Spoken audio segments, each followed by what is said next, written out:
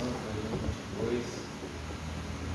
Espero que, não pela questão da data, mas apenas por ser uma passagem de ano, nos ajude a fazer algumas reflexões, nos traga algumas ideias, alguns ideais, alguns propósitos que nós talvez não tivéssemos antes.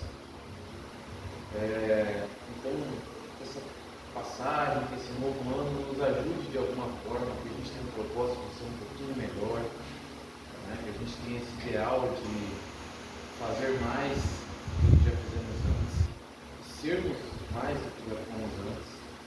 Como o Azevedo já citou, né? Foi um ano, assim como o antecessor, muito difícil, com muitas tragédias no Brasil e no mundo. E talvez vocês possam ter perdido alguém, possam ter ficado mal e, de qualquer forma, se estão aqui hoje com o propósito de Deus também, para nós, para a vida de cada um.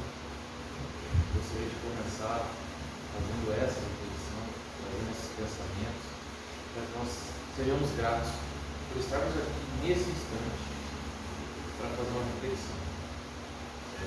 Eu vou falar, a gente vai pensar, refletir aqui a respeito do capítulo 24, né, do título Não Ponhais a Candeia debaixo do alqueire, mais especificamente nos itens do trecho Coragem da Fé. E antes da gente começar a ler sobre esse item do Evangelho segundo o Espiritismo, eu queria que a gente já fizesse umas reflexões iniciais.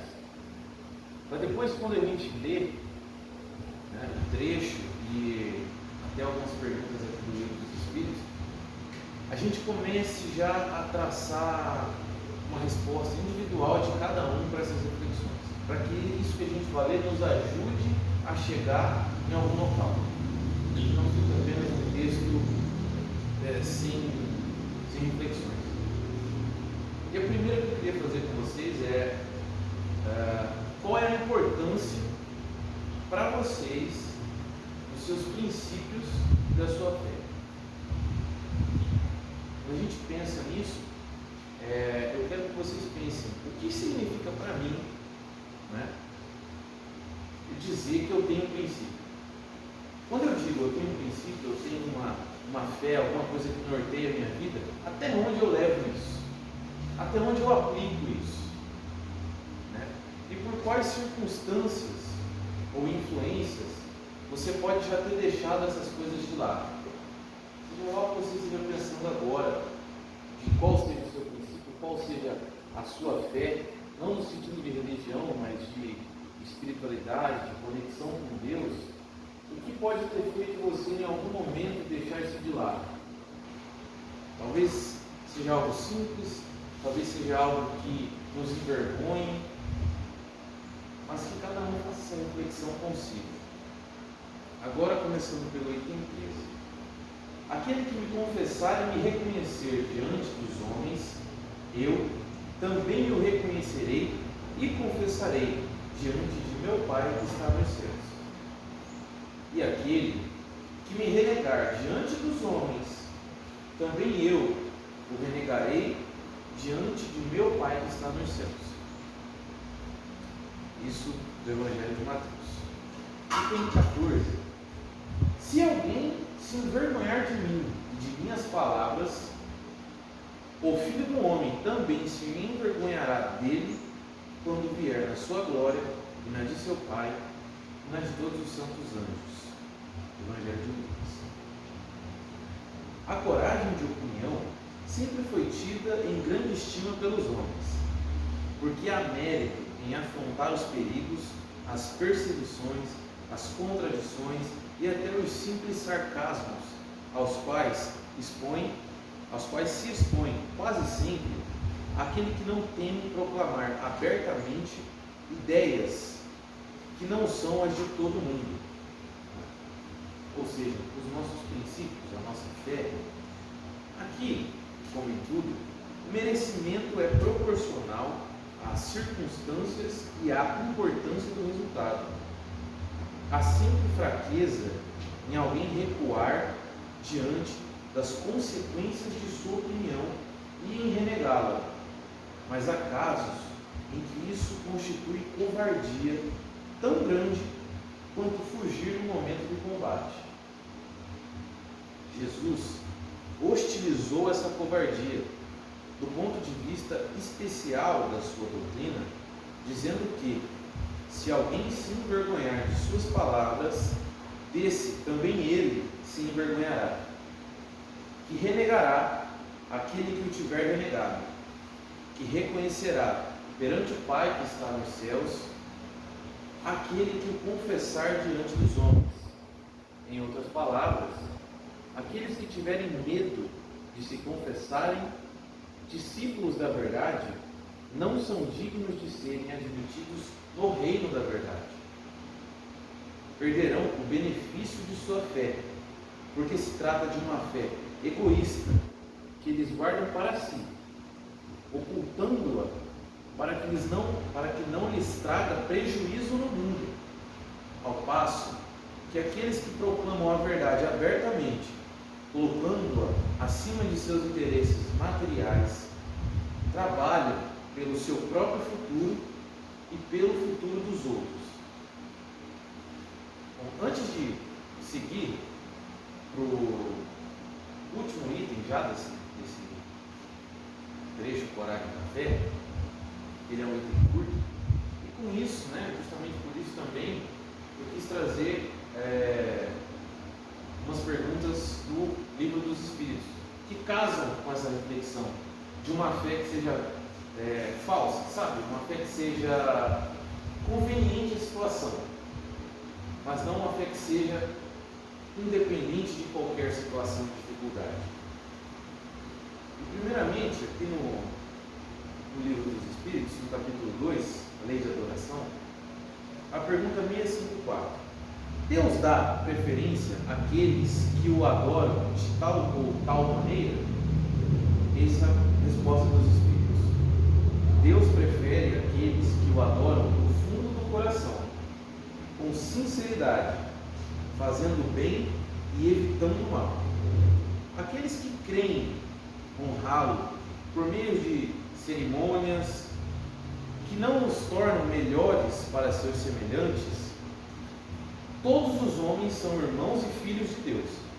Ele chama para si todos aqueles que seguem suas leis, qualquer que seja a forma sobre a qual se exprime, ou seja, qualquer que seja a forma da religião e da fé praticada pelo indivíduo.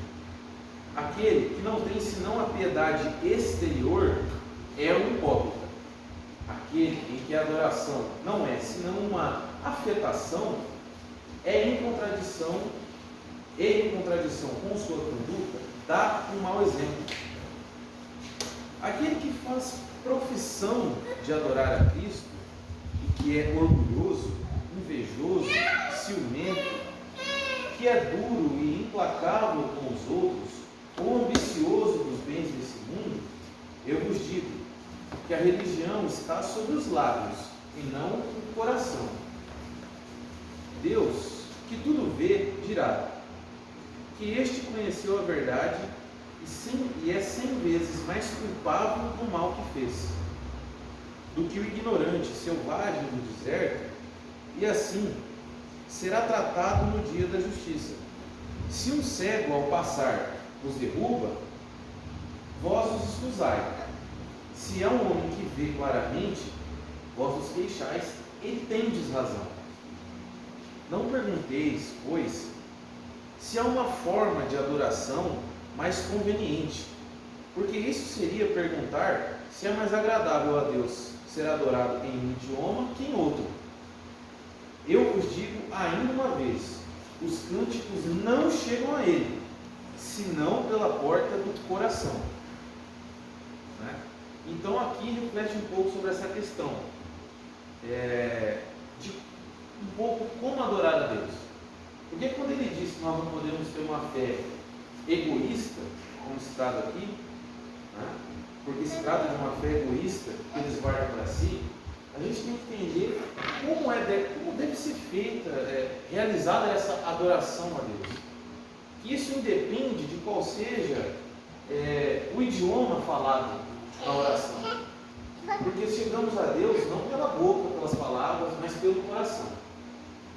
E no coração daquele que realmente tem os princípios, tem a fé, não tem como imperar a dúvida, não tem como imperar a falta da coragem em assumir e em viver esses princípios. Então aqui, já no último item do Evangelho, assim será com os adeptos do Espiritismo, já que a doutrina que confessam não é outra senão o de desenvolvimento e a aplicação da doutrina do Evangelho.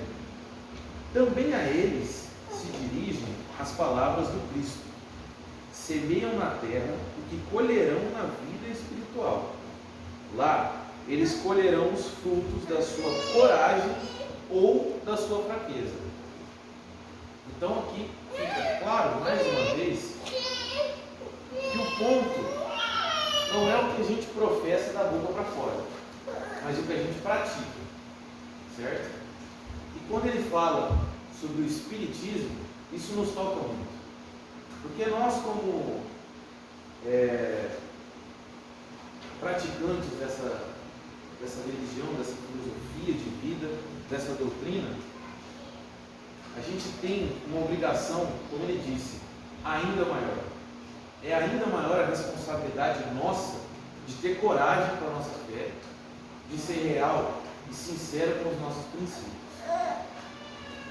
E aí, lembrando aqui a pergunta 982, Kardec pergunta: é necessário fazer profissão de fé espírita e de crer nas manifestações para assegurar nossa sorte na vida futura? Ou seja, o que ele está falando aqui sobre essa fé, sobre a fé espírita, é necessário fazer profissão disso? Ele está querendo dizer então que quem não seguir à risca a nossa doutrina também não vai ter a salvação por consequência? Bom, se fosse assim, seguir-se-ia que todos aqueles que não creem ou não tiveram os mesmos esclarecimentos são deserdados, o que seria absurdo. É o bem que assegura a sorte futura.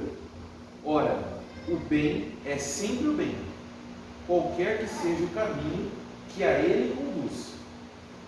A crença no Espiritismo ajuda a melhorar-se, fixando as ideias sobre certos pontos do futuro. Ela apressa o adiantamento dos indivíduos e das massas, porque permite conhecer o que seremos um dia. É um ponto de apoio, uma luz que nos guia. O Espiritismo ensina a suportar as provas com paciência e resignação. Ele desvia os atos que podem retardar a felicidade futura, e é assim que contribui para essa felicidade. Mas não diz que sem isso não se pode alcançá-la.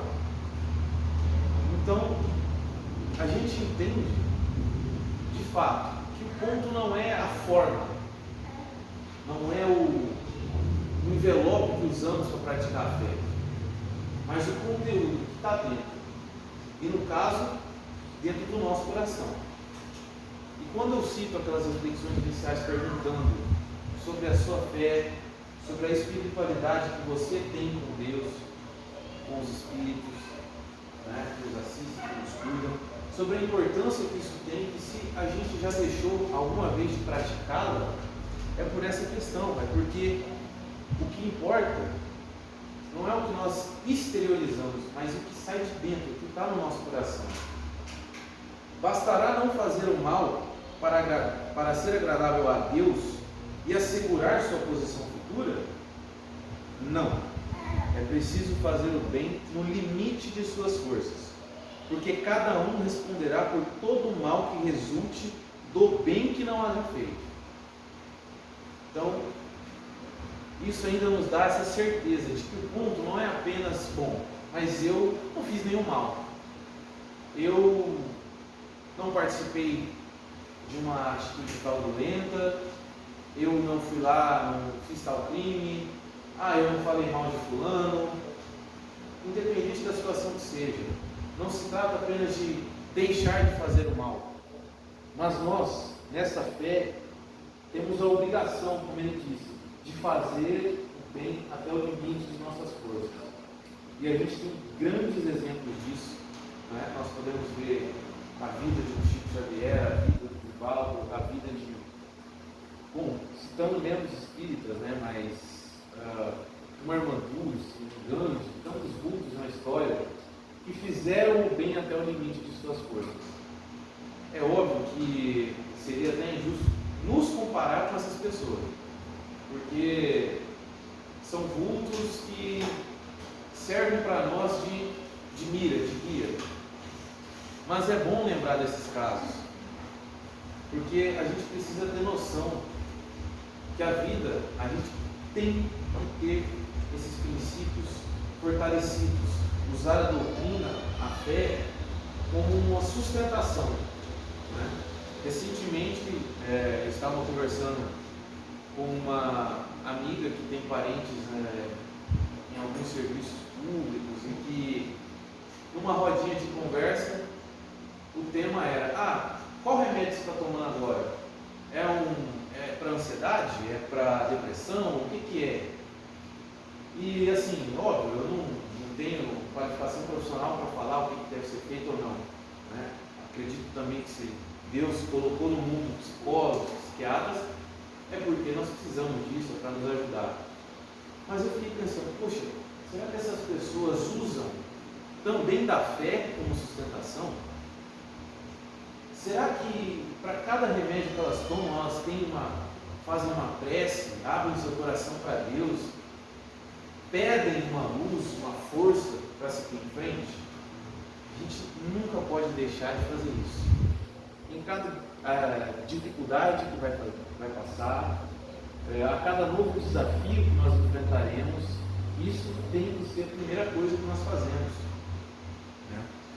E citando também esse princípio, né, outra coisa que me veio em mente, usando aquele ditado popular, a ocasião faz o ladrão. Isso é uma coisa que eu discordo absolutamente. Ela pode revelar o ladrão, mas ela não faz, porque isso está no caráter. Isso já é intrínseco do indivíduo, que pode ser mudado, pode ser melhorado, afinal esse é o propósito da encarnação, mas não é algo aonde o indivíduo não consegue controlar. Por isso eu digo, não faz, mas revela. E citando esse ditado de exemplo, a gente pode pensar em quais outras ocasiões a gente tem revelado o nosso verdadeiro caráter. Porque as dificuldades que nós passamos, e nós devemos passá-la, é o propósito da encarnação, a gente tem algumas questões a acertar e a corrigir. Óbvio que alguns dos problemas que enfrentamos são causados pelos problemas que criamos aqui. Pelas más condutas que temos aqui, criamos novos problemas para enfrentar aqui mesmo e para enfrentar futuramente. Mas, além desses, temos situações que precisamos passar.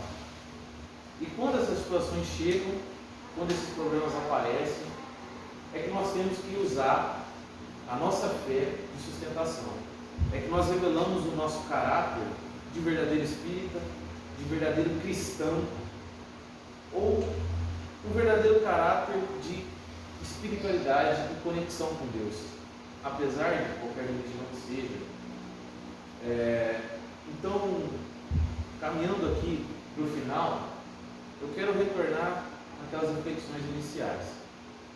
Agora, com esse conhecimento, com essas questões que nós lemos, a gente deve pensar novamente: será que eu tenho usado a minha fé como uma sustentação, como uma luz, ou eu só uso ela quando me é conveniente?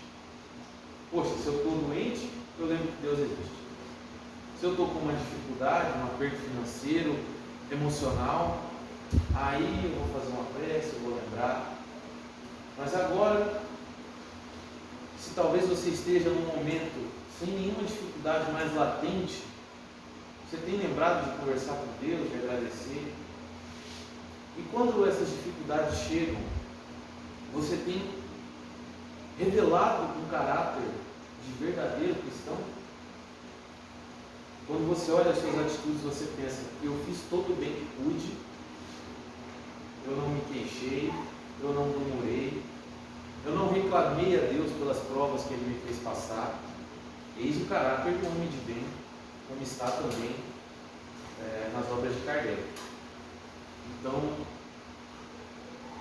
eu vou começar, vou fazer a nossa prece e peço que vocês fechem os olhos, se concentrem um pouco. E vamos agradecer a Deus. Vamos agradecer a Deus por estes conhecimentos, por essa oportunidade de estarmos aqui, por qual caminho que seja que nos tenha trazido aqui. Obrigado, nosso Pai. Obrigado pelas dificuldades que o Senhor já nos fez enfrentar.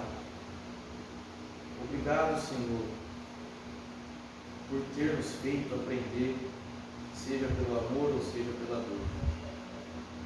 Pois sabemos que o grande propósito não está aqui, mas na vida futura. Os verdadeiros gozos a que procuramos estão no reino dos céus, está no reino da verdade. Obrigado, Senhor, pela nossa vida.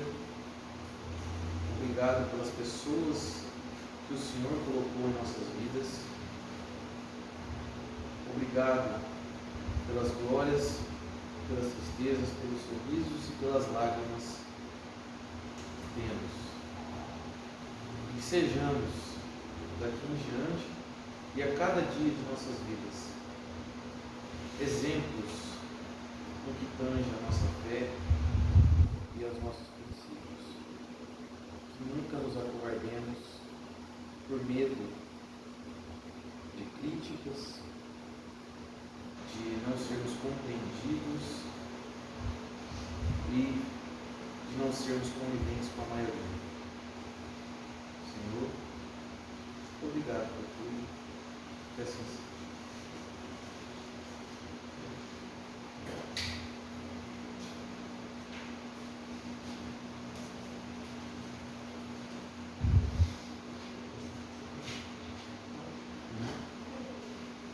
Pessoal, então, estamos encerrando a nossa atividade de palestra e nós vamos facultar aqueles que desejarem tomar o passe individualmente, né? Nós estaremos ali na torre de passe, aplicando o passe. Sempre lembrando, né, que tudo aquilo que a gente pede em oração, nós já estamos recebendo, na medida da nossa necessidade. Então, desde que adentramos aqui a casa, já começa esse nosso tratamento espiritual. Então, para aqueles que desejarem, nós vamos estar ali na câmara de passe, aplicando